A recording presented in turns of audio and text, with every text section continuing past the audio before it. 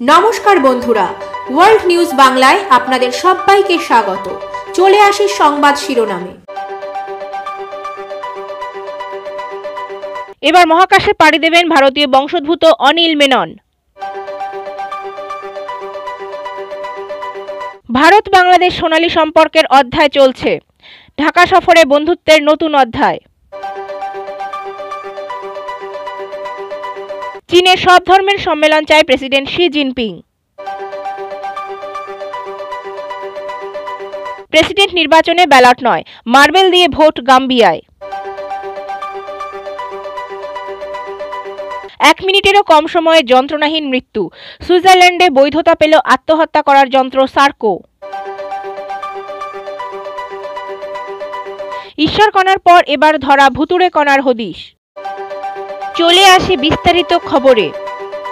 এবার মহাকাশে পাড়ি দেবেন ভারতীয় বংশোদ্ভূত অনিল মেনন। কল্পনা চাওলা, সুনিতা উইলিয়ামসের পর এবার অনিল মেনন নাসার আগামী মহাকাশ যাত্রায় সামিল হতে চলেছেন এই ভারতীয় বংশোদ্ভূত। 12,000 আবেদনকারীর মধ্যে থেকে আগামী মহাকাশ অভিযানের জন্য নাসা যে 10 জনকে বেছে নিয়েছে সেই তালিকায় রয়েছে অনিলের নামও। আর এই খবর সামনে আসার পরেই স্বভাবত খুশির হাওয়া ভারতীয় মহাকাশ বিজ্ঞানের মহলে। নাসার আগামী মহাকাশ পরিকল্পনা 2024 সালে ফের চাঁদে যাওয়ার পরিকল্পনা রয়েছে নাসার, তা আগেই প্রকাশ্যে এনেছিল এই মার্কিন মহাকাশ বিজ্ঞান সংস্থা। পাশাপাশি মঙ্গল গ্রহে যাওয়ার ভাবনা চিন্তাও রয়েছে। সম্প্রতি নাসা তাদের আগামী চন্দ্রাভিযানের জন্য 10 জন মহাকাশচারীকে বেছে নিয়েছে। তাদের মধ্যে একজন রয়েছেন ভারতীয় বংশোদ্ভূত অনিল মেনন। নতুন মহাকাশচারীদের স্বাগত জানানোর পাশাপাশি চাঁদ এবং মঙ্গল গ্রহে পাড়ি দেওয়ার কথা জানিয়েছেন নাসা। জানা গিয়েছে 12,000 আবেদনকারীর মধ্যে থেকে 10 জনকে দেওয়া হয়েছে। তাদের মধ্যে 6 জন পুরুষ, 4 জন মহিলা। নাসা জানিয়েছে নির্বাচিত 10 জনকে ট্রেনিং দেওয়া হবে, মহাকাশ গবেষণা থেকে শুরু করে চন্দ্রপৃষ্ঠে অবতরণ, মিশন মঙ্গলে অংশগ্রহণ করার জন্য কঠোর পরিশ্রম করতে হবে। তার জন্যই নিজেকে 2 বছরের জন্য প্রস্তুত করতে হবে। মহাকাশের নতুন অভিযানের জন্য যে 10 জনকে নাসা বেছে নিয়েছে তাদের মধ্যে রয়েছেন চিকিৎসক থেকে শুরু করে পাইলট, বায়ো ইঞ্জিনিয়ার, সাইক্লিস্ট, নৌবাহিনীর লেফটেন্যান্ট সহ বিভিন্ন পেশার মানুষ। মহাকাশচারীদের মধ্যে রয়েছেন ভারতীয় বংশোদ্ভূত অনিল মেনন। ইউক্রেনিয়ান এবং ভারতীয় বংশোদ্ভূত তিনি একাধারে মার্কিন বিমান বাহিনীর লেফটেন্যান্ট কর্নেল। মিনেসোটার মিনিয়াপলিসে তার জন্ম ও বেড়ে ওঠা। এলন মাস্কের স্পেস এক্সের ডেমো 2 মিশনে তিনি প্রথম অংশগ্রহণ করেন। মহাকাশে প্রয়োজনীয় চিকিৎসা ব্যবস্থা তৈরি করেছিলেন তিনি। জানা যায় বিভিন্ন অভিযানে ফ্লাইট সার্জেন্ট হিসেবেও কাজ করেছেন। মেনন একই সঙ্গে মরুভূমি ও মহাকাশ চিকিৎসার প্রশিক্ষণে ফেলোশিপ পেয়েছেন। স্পেস এক্সের মেডিকেল প্রোগ্রাম তৈরি করেন অনিল মেনন। 2010-এ হাইতির ভূমিকম্প, 2015-এ নেপালের ভূমিকম্প ও 2011-এ রেনো এয়ারশো দুর্ঘটনায় তিনিই প্রথম চিকিৎসা সাহায্য নিয়ে এগিয়ে আসেন। উল্লেখ্য, নিউরোবায়োলজি নিয়ে পড়াশোনা করা অনিল মেনন 2018-তে স্পেস এক্সে যোগ দেন। 2014-তে নাসার ফ্লাইট সার্জেন্ট পদে কর্মরত ছিলেন অনিল। 1999 সালে হার্ভার্ড বিশ্ববিদ্যালয় থেকে নিউরোবায়োলজিতে স্নাতক এবং 2004 সালে স্ট্যানফোর্ড বিশ্ববিদ্যালয় থেকে মেকানিক্যাল ইঞ্জিনিয়ারিং নিয়ে স্নাতকোত্তর পাশ করেন। 2009 সালে স্ট্যানফোর্ড মেডিকেল স্কুল থেকে ডাক্তারি পাশ করেন তিনি। ভারত বাংলাদেশ সম্পর্কের সোনালী অধ্যায় চলছে, ঢাকা সফরে বন্ধুত্বের নতুন সংজ্ঞা শ্রীংলার।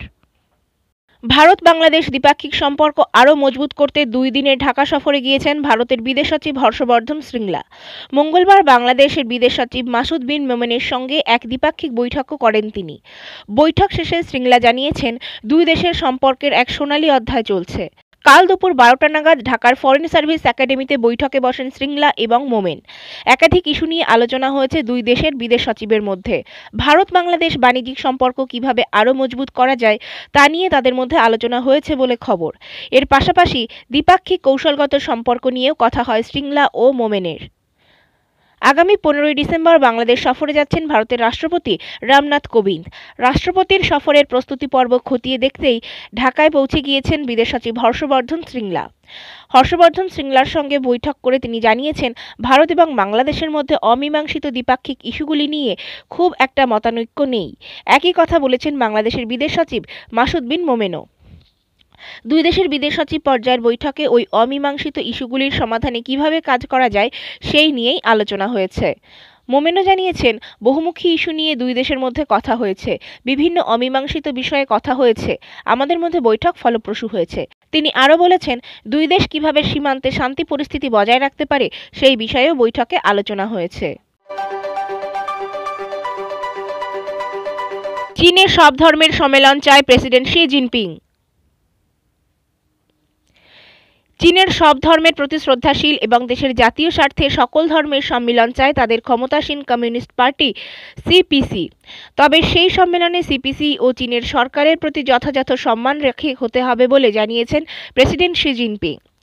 সিপিসির প্রধান ও চীনের প্রেসিডেন্ট শি জিনপিং সম্প্রতি বেজিংয়ের সিপিসির এক সমাবেশে বলেন, চীন সব ধর্মের প্রতি শ্রদ্ধাশীল এবং আমরা সিপিসিতে সব ধর্মের মানুষের সম্মিলন চাই।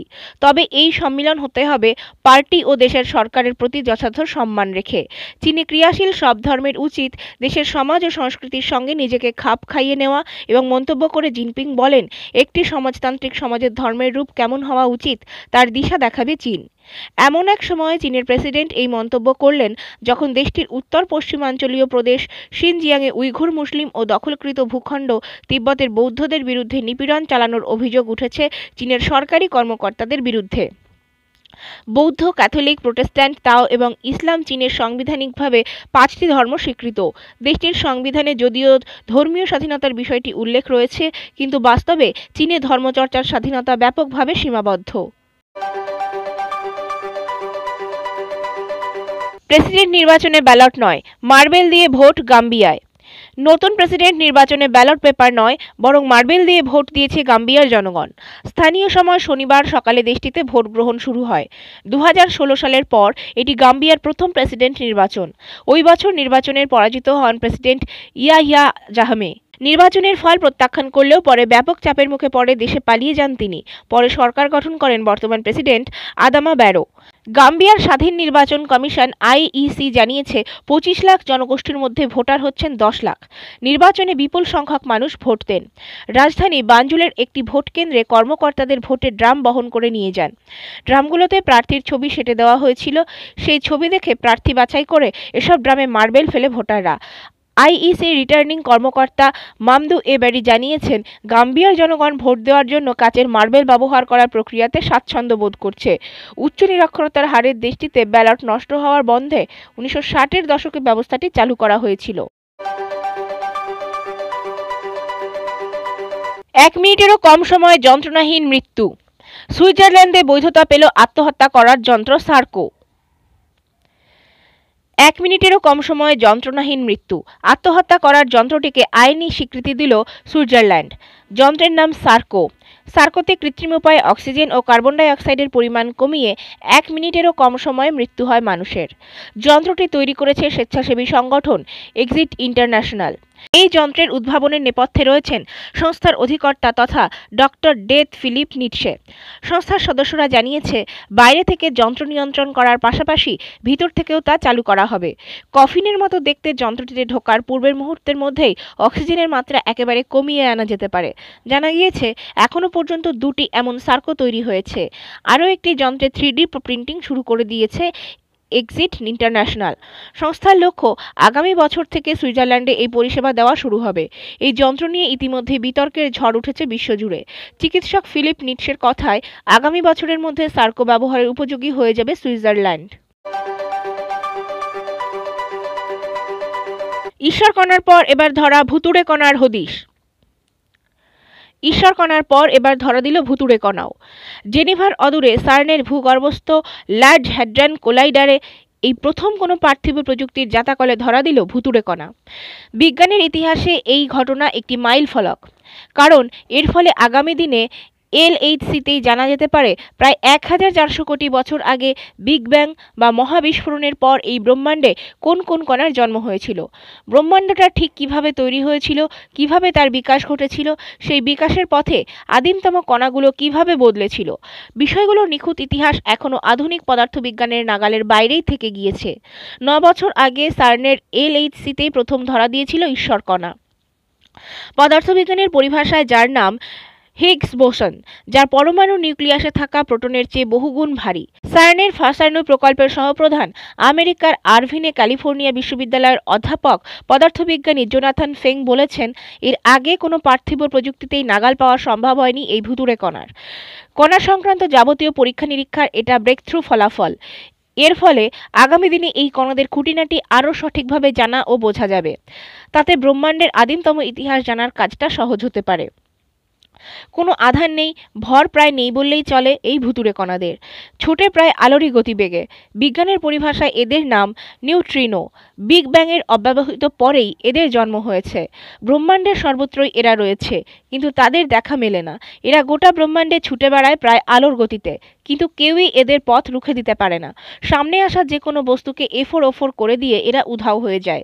আমাদের শরীর এফোর ওফোর করে 1 সেকেন্ডের ভগ্নাংশ সময়ে বেরিয়ে উধাও হয়ে যাচ্ছে কয়েকশো কোটি ভুতুড়ে কণা বা নিউট্রিনো। আমরা টেরও পাচ্ছি না। এই ভুতুড়ে কণারা যদিও ভূত নয়, কিন্তু তাদের আচরণ ভুতুড়ে, তাই তারা কারো ঘাড়ে চাপে না। ব্রহ্মাণ্ডের কোনো বস্তুই এদের ছোটার পথে বাধা হয়ে দাঁড়াতে পারে না। এদের কাছে গোটা ব্রহ্মাণ্ডই যেন অশরীরী। ব্রহ্মাণ্ডে এরা ছুটে বেড়ায় প্রচণ্ড শক্তিতে। আজ তাহলে এই পর্যন্তই। ভালো থাকুন, সুস্থ থাকুন। ধন্যবাদ।